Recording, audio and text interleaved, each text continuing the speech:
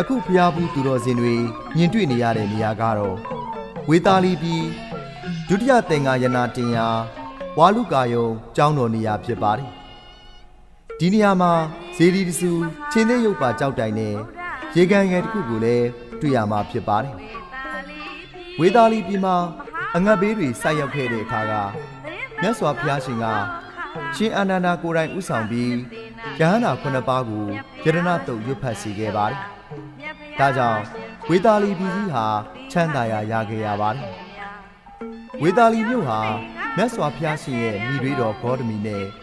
တာဂီနွယ်ဝင်အမျိုးသမီးများအားဘိက္ခုနီပြုခွင့်ရတဲ့မြို့လည်းဖြစ်ပါတယ်။မြတ်စွာဘုရားရှင်ပြိဋိနိဗ္ဗာန်ဆံလွန်တော်မူပြီး3နှစ်တွင်မှာအဇာရတမင်းကဝေသာလီပြည်ကိုမာဂရတိုင်းလက်အောက်ကိုတိမ်သွင်းခဲ့ပါတယ်။သာသနာနှစ်တရာမှာကာလာတောကမင်းလက်ထက်ဝေသာလီပြည်ဝါလူကာယုံကျောင်းတော်မှာဒုတိယသင်္ဃာယနာတင်ပွဲကိုပြုလုပ်ခဲ့ပါတယ်။ရှင်မဟာကတ္တပအမှုရှိတဲ့ယဟန္တာအရှင်မြတ်900တို့ဟာ9လတိုင်တိုင်ကာလာတောကမင်းကြီးရဲ့အထောက်ပံ့နဲ့ဒုတိယသင်္ဃာယနာကိုတင်ခဲ့ကြတာဖြစ်ပါတယ်။မြတ်စွာဘုရားကယရဏတုတ်ပရိဒဓမ္မတရားဒေသနာတော်မြတ်ကိုသင်ကြားမိပါတယ်။အဲဒါကြောင့်ယရဏတုတ်ပရိဒဓမ္မတရားဒေသနာကိုသင်ကြားပြီးတဲ့အခါမှာဘေးဆိုးရန်ဆိုးအန္တရာယ်ဆိုးအနောက်ရှက်အမျိုးမျိုးယောဂဝေဒနာအမျိုးမျိုးကင်းတဲ့တလို့ငါလိုလဲကင်းရပါလို့ဤလို့စိတ်ကြတဲ့ဒိဋ္ဌာပြီးတော့မှဘုရားကုံတရားကုံအာရုံပြုပြီးတော့မှပရမဟူစွာနမောတတ3ကြိမ်အဲ့ဒါပြီးလို့ရှိရင်ယရဏတုတ်ပရိဒဓမ္မတရားဒေသနာတော်ဘုရားကုံတရားကုံသံဃာကုံယာလုံနိမိတ်တာသုံးကထားနဲ့တပ္ပိတိယောအစရှိသောဂါထာတော်မြတ်တို့ကိုရှင်းမြဲ၍ပြုစုကြရအောင်ရဟန္တာတော်ရှင်မြတ်များနဲ့သီလရှင်ဆရာလေးဆရာကြီးရော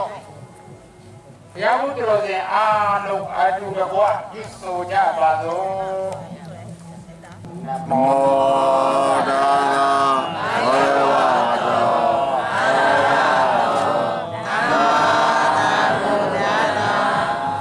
တဏိဒါန